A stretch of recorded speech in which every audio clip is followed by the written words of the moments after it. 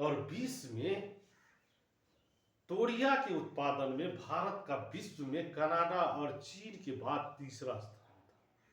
तो भारत में कुल बोए गए क्षेत्र में से 15% भाग पर कई तिलहन की फसलें उगाई जाती है। मूंगफली, सरसों, नारियल, तिल, सोयाबीन, अरंडी, बिनौला, अलसी, सूरजमुखी भारत में उगाए जाने वाली ये तिलहन फसलें हैं। इनमें से अधिकतर खाद्य है और खाना बनाने में प्रयोग में किए जाते हैं। तो कई के श्रृंगार के सामान भी बनते हैं। तो उद्योगों में भी कच्चे माल के रूप में प्रयोग किया जाता है। तो मूंगफली खरीफ फसल है तथा जहां ये जो है देश के मुख्य तिलहनों के कुल उत्पादन का आधा भाग इसी फसल से प्राप्त होता है। तो गुजरात मूंगफली का प्रमुख उत्पादक राज्य है और इसके अतिरिक्त राजस्थान और तमिलनाडु मूंगफली के अन्य उत्पादक राज्य हैं। तो अलसी और सरसों रबी की जो फसलें हैं, तिल उत्तरी भारत में खरीफ फसल में आती है और दक्षिणी भारत में रबी में आती है। अरंडी खरीफ और रबी दोनों ही फसलें ऋतुओं में बोया जाता है।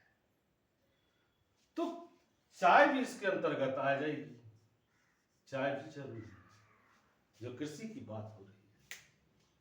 तो चाय की खेती रोपण कृषि का एक महत्वपूर्ण उदाहरण है। यह एक महत्वपूर्ण पेय पदार्थ की फसल है जिसे शुरुआत में अंग्रेज भारत में लाए थे और आज अधिकतर चाय बागानों के मालिक भारतीय हैं।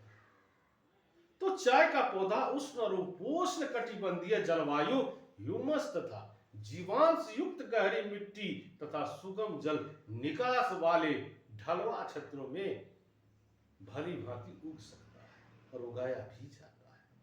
तो चाय की झाड़ियों को उगाने के लिए वर्ष भर नम और पाला रहित जलवायु की आवश्यकता होती है। क्या पाला रहित? वर्ष भर समान रूप से होने वाली वर्षा की बौछारें इसकी कोमल पत्तियों के विकास में सहायक होती है। तो चाय एक श्रम सघन उद्योग है और इसके लिए प्रचुर मात्रा में अगर बात की जाए तो सस्ता और कुशल श्रमिक की जरूरत पड़ती है और इसकी ताजगी बनाए रखने के लिए चाय की पत्तियां बागान में ही संसाधित की जाती है।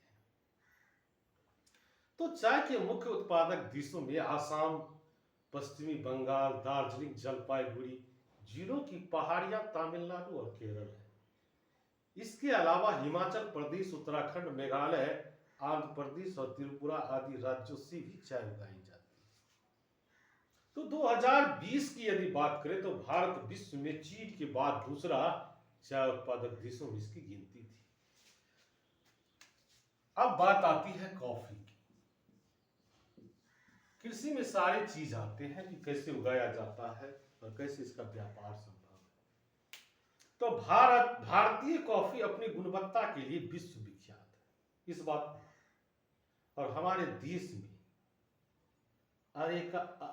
अरेबिका किस्म की जो है तो कॉफी पैदा की जाती है, जो ये यमन से लाई गई थी और इस किस्म की कॉफी की विश्व भर में सर्वाधिक मांग है। तो इस कृषि की शुरुआत बाबा बदून पहाड़ियों से हुई थी और आज भी इसकी खेती नीलगिरी की पहाड़ियों के आसपास कर्नाटक, केरल और तमिलनाडु में की जाती है।